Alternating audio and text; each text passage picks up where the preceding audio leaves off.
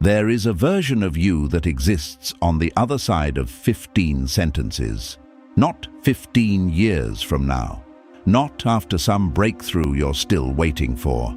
15 sentences spoken by men who ruled empires, buried children, and died at the order of tyrants, and somehow came out the other side calmer than the people who never lost anything at all.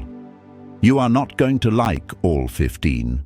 Some of them will feel like they're arguing with you. Good. That means you're paying attention. By the end of this video, the way you see your own mind, the one thing you've been trapped inside your entire life, is going to be different. Not gently different. Rebuilt from the ground up. Stay until lesson 12, because it is the one that most people spend their entire lives avoiding, and the one people message me about more than any other lesson on this channel. Come back to Accent Stoic. If you're new here, this channel takes philosophy that is 2,000 years old and strips away everything academic about it until only the usable part remains. Not theory for a classroom. Tools for your actual Tuesday. If that sounds like something you need today, subscribe now, because what's coming next doesn't wait for the end of the video to start working on you. Before we begin, I want to tell you something honest. Every one of these 15 lessons is simple enough to explain in one sentence. None of them are simple to actually live. That gap between understanding an idea and embodying it is the entire distance most people spend their whole lives trying to close. This video won't close it for you, but it will show you exactly where to start walking. Let's begin. Lesson 1. You are not what happens to you. A ship goes down in a storm off the coast of a small Mediterranean port. Among the cargo lost is a fortune belonging to a merchant named Zeno. By the time he reaches shore, he owns nothing. No goods, no ship, no plan for tomorrow. Most people standing where he stood would call that the worst day of their life. Zeno, according to the accounts that survive him, later called it the best thing that ever happened to him, because it was the event that walked him, penniless and directionless, into a bookshop in Athens, into a conversation about philosophy that reshaped everything he thought he knew, and eventually into founding the entire school of thought we now call Stoicism. With that for a second, the philosophy built specifically to help you survive loss was founded by a man whose total catastrophic loss was the origin story. Zeno didn't get to choose the storm. He didn't get to choose that his cargo would sink instead of someone else's. What he got to choose, the only thing he ever got to choose, was what the storm meant about the rest of his life. That is the entire foundation Stoicism is built on, and every other lesson in this video is just a different room built on top of this same floor. The event and your account of the event are two completely separate things, arriving at two completely separate times. The event happens once, briefly, and then it's over. The account you build around it, the story about what it means, what it says about you, what it predicts about your future. That part you build yourself, and you keep rebuilding it every time you replay the memory. Version of this you've probably lived through without naming it. Something goes wrong at work. A project fails. A client walks. A mistake gets noticed. The event itself lasts minutes. But the story, I'm not good enough, they're going to notice I don't belong here, this is going to define how they see me, that story can run for weeks, replaying itself at 2 in the morning, long after the actual event has finished happening. Try this the next time something goes wrong today. Write down, literally or mentally, 2 separate sentences. The first, what actually happened, in plain, boring, factual language. I lost the account. The second, what you're telling yourself it means. I'm not good enough for this job. Look at both sentences side by side. Notice that only the first one is true. The second one is a story you added on top of it, free of charge, without being asked to. You are always free to decline that invoice. Your reputation is a rented apartment, not a house you own. Marcus Aurelius, at the absolute height of his power, commander of an empire that stretched across 3 continents, wrote something in his private journal that he never intended anyone else to read. He confessed quietly to himself that he cared too much what people who would be dead within 100 years thought of him. Consider the strangeness of that admission. The single most powerful human being alive at that moment in history was privately embarrassed by how much real estate he'd rented out in his own mind to strangers' passing opinions. The uncomfortable math nobody does. You will never meet 99% of the people who have ever formed an opinion about you.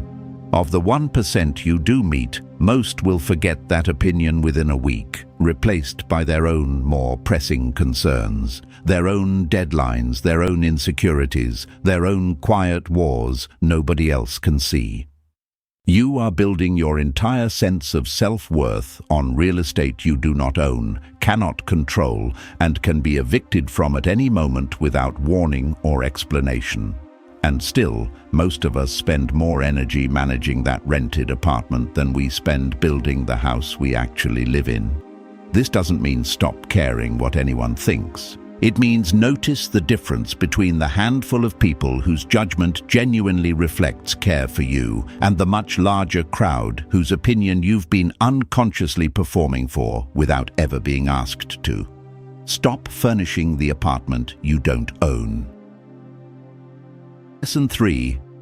Anger is a loan against your future self.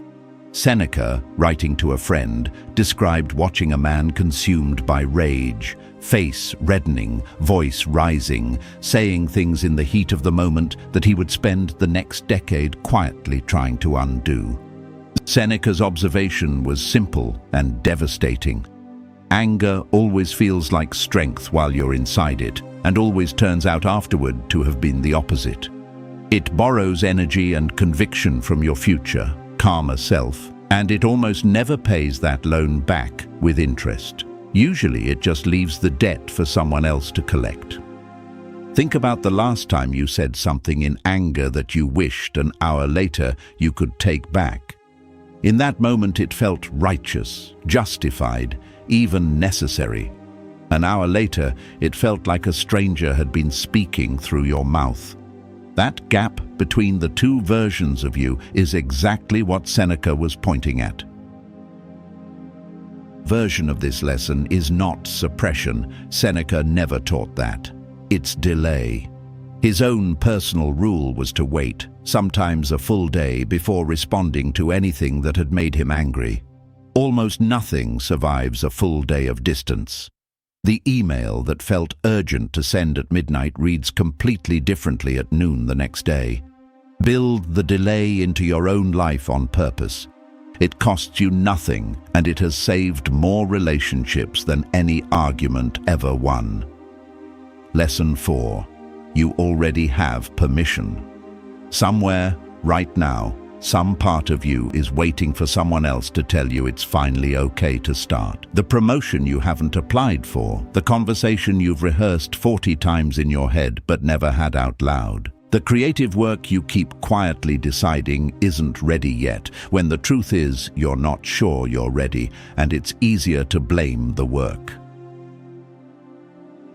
Began his life owning literally nothing, not property, not freedom, not even legal ownership of his own body. And yet he built an entire philosophical tradition on the radical claim that permission was never actually the obstacle anyone thought it was.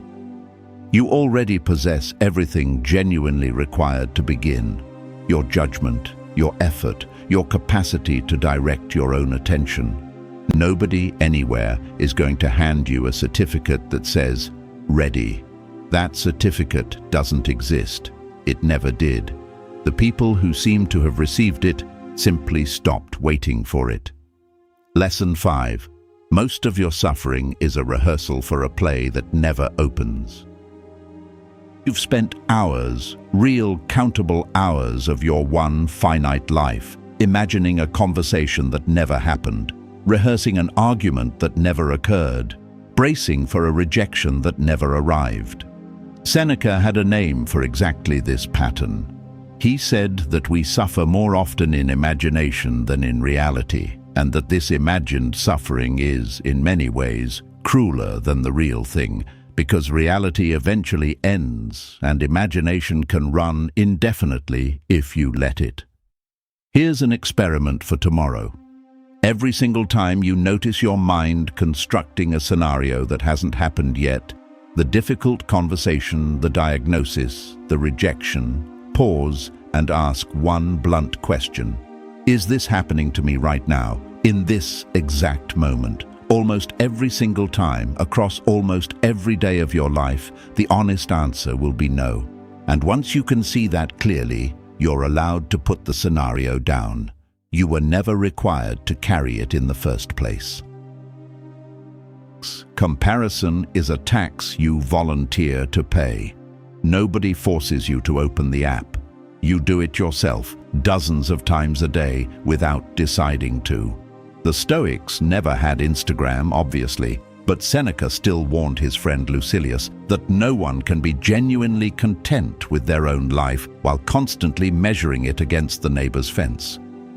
Imagine what he'd say about a device that puts several million neighbors' fences directly in your pocket, updated every few seconds, engineered specifically to keep your attention by keeping you slightly dissatisfied. Here isn't raw willpower, because willpower alone rarely wins against a system built by teams of engineers whose entire job is to defeat it. The fix is remembering every single time what you're actually comparing. You are comparing your full, unedited, three-dimensional internal experience, your doubts, your bad days, your unglamorous effort, against someone else's carefully selected highlight reel. That comparison was never fair. It was rigged from the moment you opened the app, and no amount of scrolling will ever balance the scale. Lesson 7. Discomfort chosen on purpose immunizes you against discomfort forced on you. One of the wealthiest men in the entire Roman Empire periodically did something that looked to outside observers almost bizarre.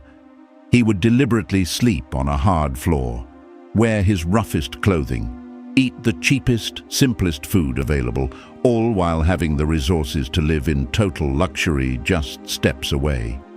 He described doing this specifically to test, on his own terms, whether losing his fortune would actually break him the way he feared it might. Each time he discovered it wouldn't. Poverty was never quite as terrifying in reality as it had been in his imagination once he'd actually stood inside it, briefly, voluntarily, and come back out the other side. It's the ancient root of something you may recognize without knowing its origin. Cold showers, intermittent fasting, deliberately difficult workouts. The logic is identical. Comfort in unlimited doses quietly makes you fragile. When your nervous system has never once practiced tolerating real discomfort on your own terms, the first time hardship arrives uninvited, it lands on a mind that has never rehearsed staying calm inside it. Pick one small comfort this week. The extra 10 minutes in bed, the sugar in your coffee, the elevator instead of the stairs. Remove it for a single day, not forever, just long enough to prove to yourself, directly and experientially, that you don't need it nearly as badly as your habits have convinced you. Lesson 8. The obstacle is the curriculum, not the punishment. Word reached Marcus Aurelius in the middle of an already exhausting war that one of his own trusted generals had declared himself emperor and turned against him. This was, by any account, one of the darkest moments of his reign, a betrayal from someone he had genuinely trusted, arriving at the worst possible time.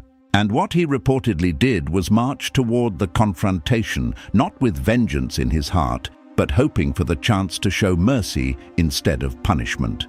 Notice the internal move he made that made this possible. He didn't ask, "Why is this happening to me?" A question that has no useful answer and only keeps you circling the same drain. He asked, "What does this situation now require of me?" A question that immediately hands you back your agency. That single reframe, repeated enough times, turns every closed door in your life from a dead end into raw material you now have to work with. Lesson 9. Silence is not the absence of a response. It is a response. When you're provoked, the instinct that fires first is to fill the space immediately, to defend, explain, argue back. The Stoic instinct runs in the opposite direction. Let the space exist, unfilled, for a beat longer than feels comfortable. Marcus Aurelius, surrounded constantly by senators and rivals actively trying to provoke a reaction out of him, became known for the exact opposite of what they were fishing for, a stillness so consistent that it gave his opponents nothing whatsoever to push against.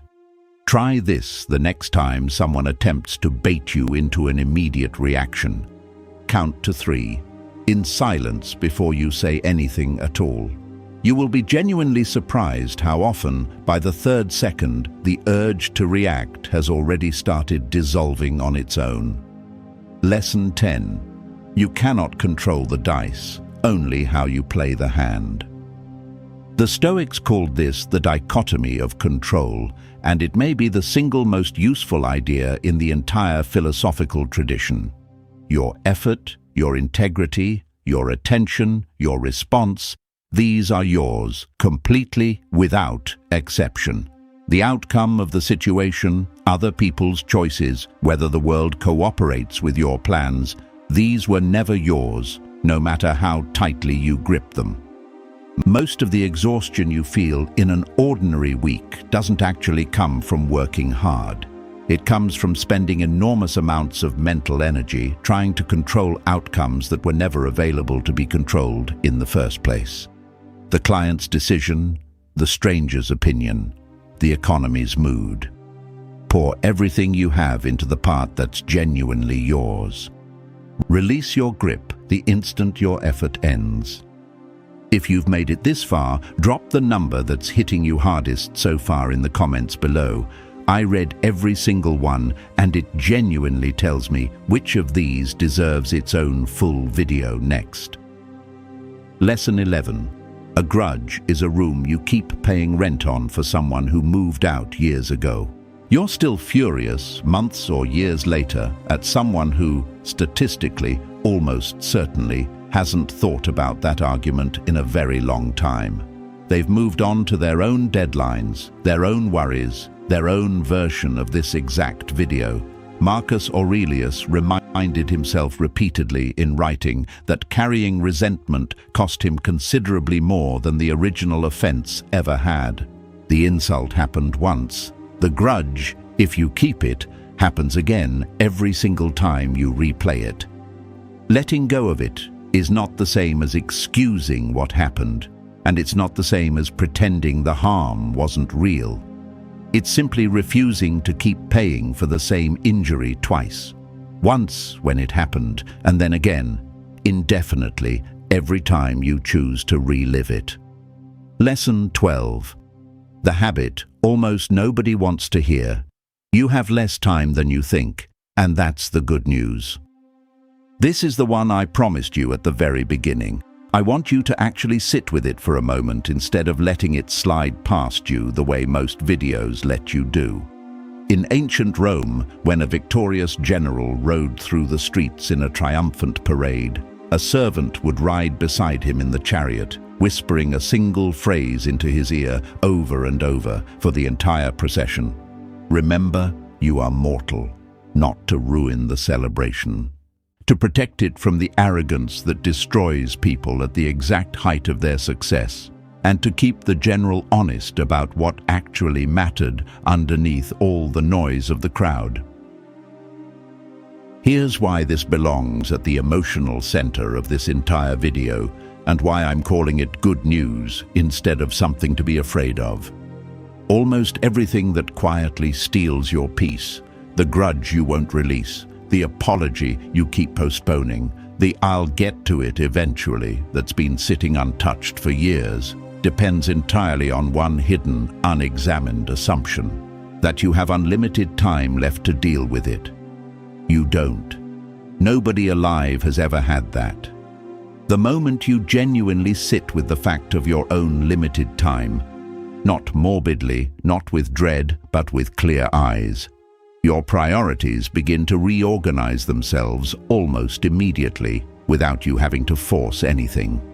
The phone call you've been avoiding suddenly looks urgent in a way it didn't 5 minutes ago.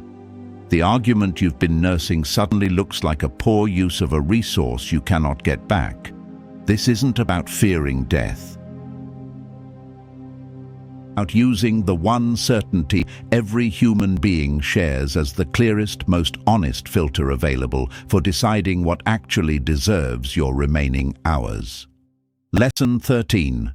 Your morning belongs to whoever gets to it first. Marcus Aurelius, before the demands of an empire came crashing down on him each day, sat down most mornings, often exhausted, often genuinely reluctant, and wrote to himself before anyone else could reach him.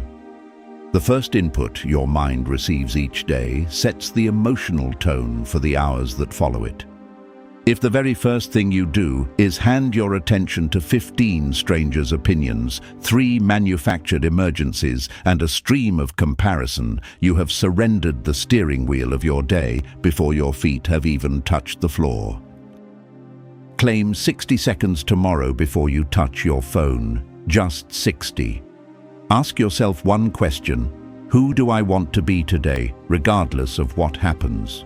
You don't need a perfect answer. You just need to ask the question before the noise gets in. Lesson 14. Gratitude that isn't specific doesn't count.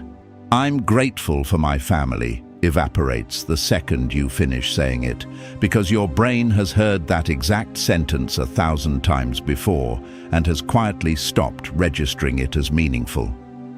Marcus Aurelius opened his private journal not with vague, general thanks, but with almost forensic specificity. His grandfather's particular gentleness, his tutor's particular patience under pressure, named individually, one at a time. That specificity is exactly what makes gratitude register somewhere real, rather than fading into background noise the moment it's spoken. Tonight, instead of naming everything in general, name one thing in detail. Not, "I'm grateful for my friend," but, "I'm grateful that my friend called me back at 11 at night, even though she had work early the next morning, just because she could hear something was wrong in my voice." That level of detail is what actually moves anything inside you. Lesson 15. The person you're waiting to become is built in the moments nobody's watching. Every principle on this list is nothing more than an interesting thought until it becomes a habit, repeated in private on ordinary days with no audience and no applause. Marcus Aurelius did not become who he became in one dramatic, cinematic moment. He became who he became across thousands of unremarkable mornings where nobody was watching, in thousands of small, quiet choices between the easier thing and the truer thing. That is the secret hiding inside every Stoic text ever written.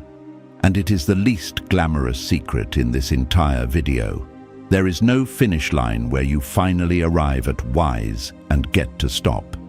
There is only the daily practice, repeated quietly for the rest of your life. Let's bring all 15 of these together. You are not what happens to you. You are the account you choose to build around it. Your reputation is rented, not owned. So stop over-furnishing an apartment you don't hold the deed to. Anger borrows from a future version of you that never agreed to the loan. You already have every permission you were waiting for.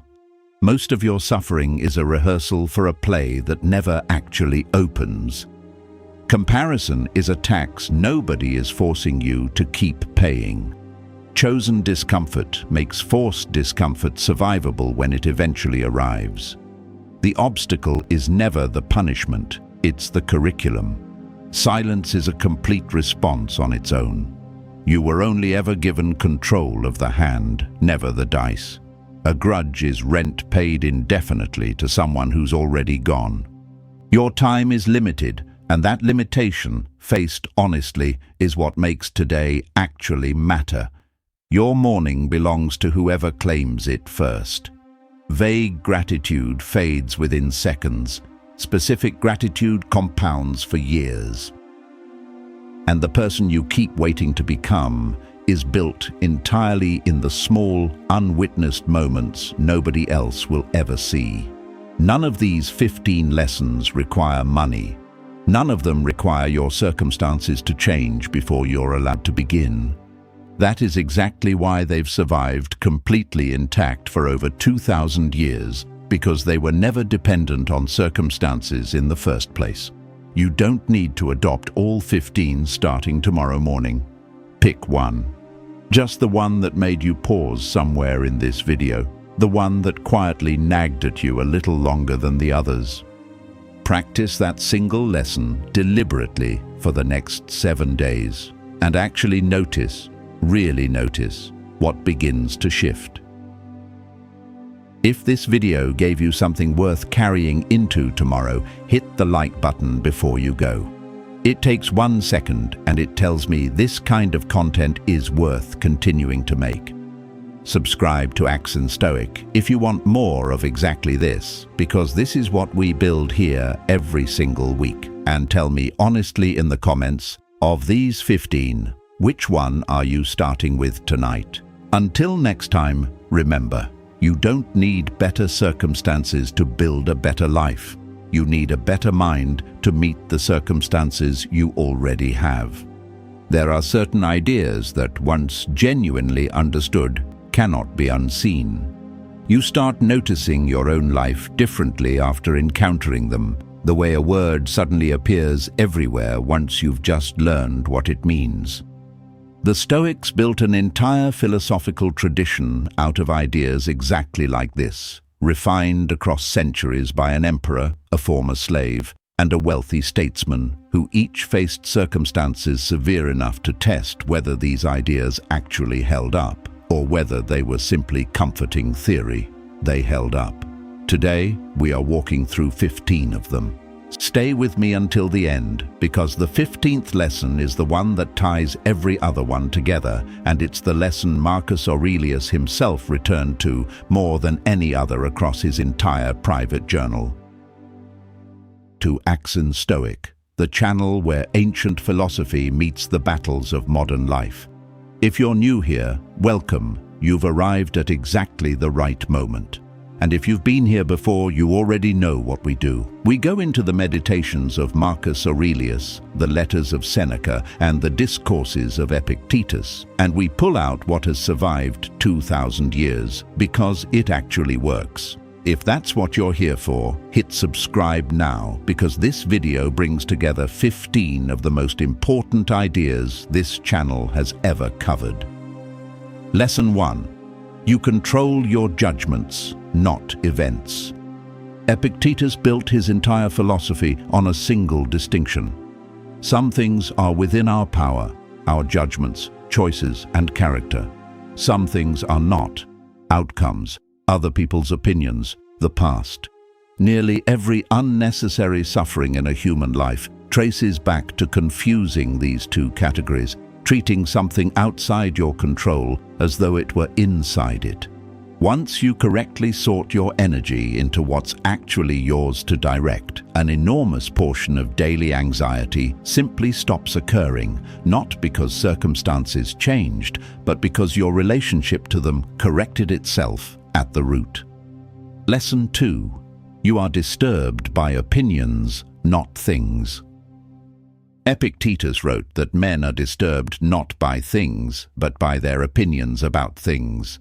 An insult, a setback, a loss, The event itself is neutral. What actually produces suffering is the interpretation constructed around it, usually within a fraction of a second. This means the actual site of your pain is something you can genuinely examine and, in many cases, revise, rather than something permanently fixed by whatever happened to you. Lesson 3. The obstacle is the way. Marcus Aurelius wrote that the impediment to action advances action, and that what stands in the way becomes the way. This inverts the ordinary relationship most people have with difficulty. The obstacle is not separate from your progress, blocking it. Engaged with properly, the obstacle is the actual material your progress is made from, the same way a sculptor's chisel removes stone to reveal the form beneath it. Lesson 4. Death is not the thing to fear. Practiced memento mori, the remembrance of death, not as morbid fixation, but as a clarifying tool. Seneca argued that the real tragedy is not a short life, but an unlived one, years spent postponing what matters in favor of what merely feels urgent. Once genuinely internalized, the fact of mortality reorganizes your priorities with a clarity that almost nothing else can produce, because it strips away the illusion that you have unlimited time to eventually get around to what actually matters. Lesson 5. Virtue is the only true good. Held that wisdom, justice, courage, and temperance are the only genuine goods, while everything else, wealth, health, reputation, falls into a category they called preferred indifference, worth pursuing but never worth sacrificing character to obtain. This single reordering of priorities changes how you make almost every difficult decision, because it removes the constant temptation to compromise integrity for an outcome that was never actually the most important thing at stake. Lesson 6. Anger costs more than its cause.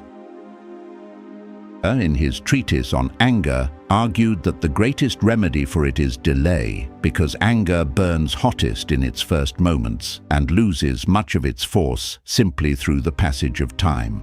Marcus Aurelius wrote that the consequences of anger are almost always more grievous than whatever provoked it. This single insight, taken seriously, prevents an enormous number of decisions people go on to regret for years after the anger itself has long since faded.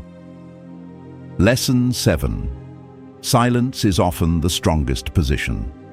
The Stoics considered restraint in speech a genuine measure of character, understanding that provocations require your participation to succeed. Marcus Aurelius, surrounded constantly by people trying to provoke a reaction, demonstrated repeatedly that declining to engage denies an aggressor the exact fuel their approach depends on. Silence, chosen deliberately rather than out of fear, is not an absence of strength. It is frequently strength in its most complete form.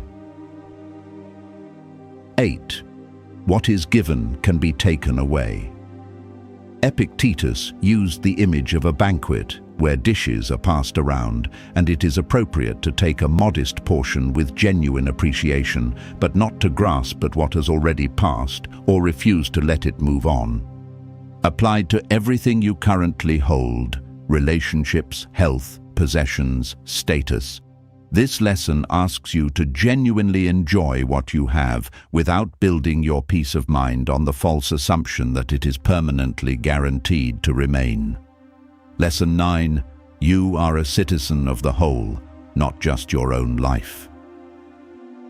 It's held a concept called cosmopolitanism, the belief that every person is a citizen not merely of their own city or interests, but of the entire rational human community, bound together by shared reason and therefore shared responsibility. Marcus Aurelius returned to this constantly, using it to correct the narrow, self-focused frame that treats personal comfort as the only relevant measure of a life well lived. Lesson 10. Time is the only truly irreplaceable currency. Seneca observed that people fiercely protect their money while giving away their time to anyone who asks without calculating the actual cost. Money lost can be earned again. Time lost cannot be recovered under any circumstance. Once genuinely internalized, this asymmetry changes how carefully you allocate your hours, treating each one with the vigilance usually reserved for finances. Lesson 11. Character is built through repetition, not intention. Compared virtuous character to physical strength, noting that no athlete becomes strong through a single, however intense, effort. Character is the residue of thousands of small, individually unremarkable repetitions, accumulating over time into something you simply are without needing daily willpower to sustain it. This corrects the common mistake of measuring progress by motivation felt in a single moment, rather than by choices actually repeatedly made. Lesson 12.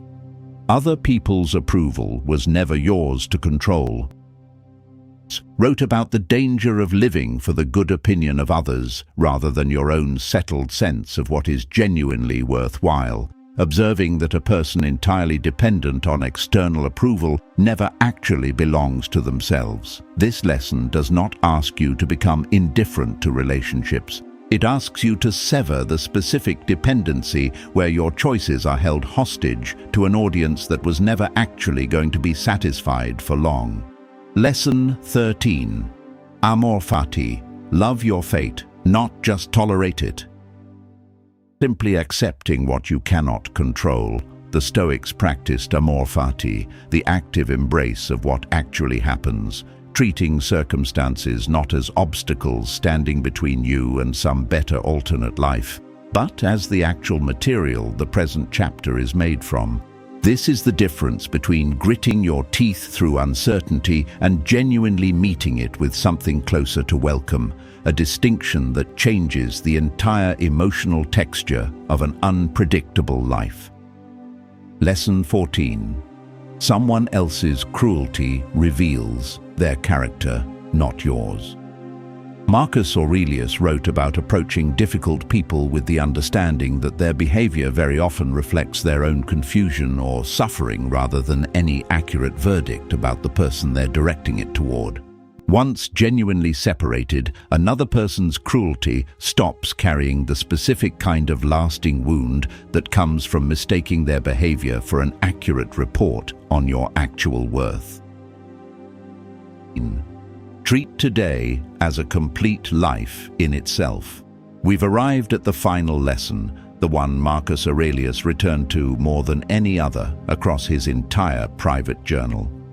He wrote about approaching each day as though it could be entirely complete on its own terms, holding nothing back, rather than treating it as merely a fragment of some larger, uncertain future that may or may not ever fully arrive.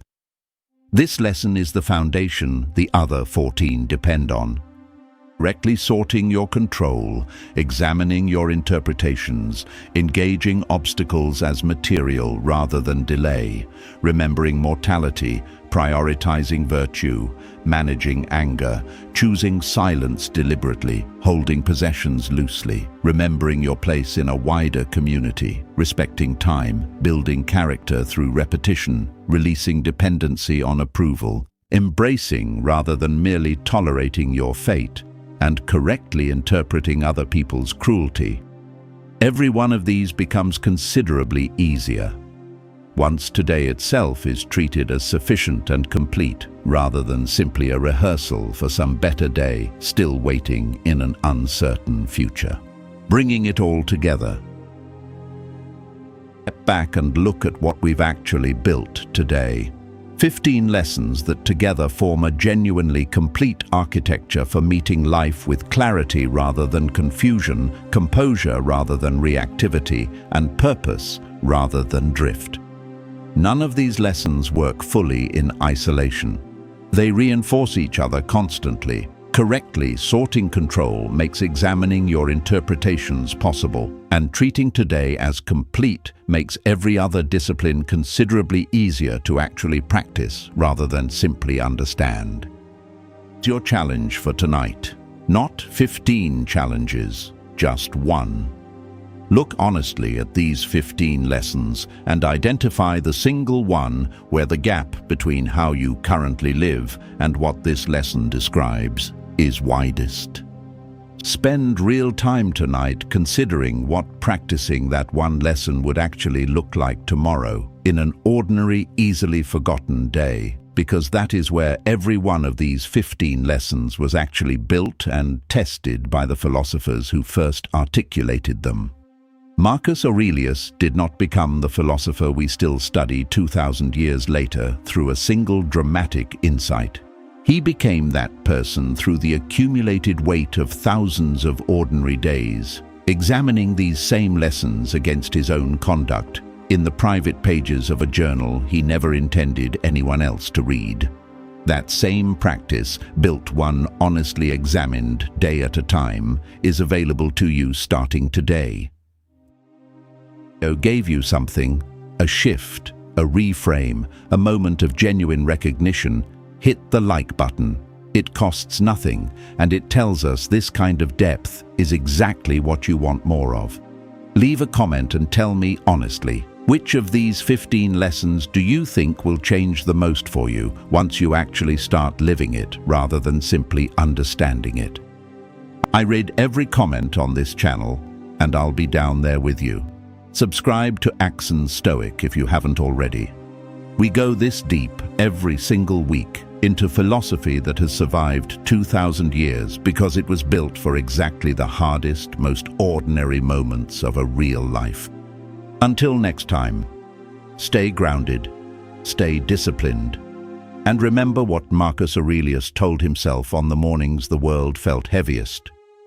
You have power over your mind, not outside events. Realize this, and you will find strength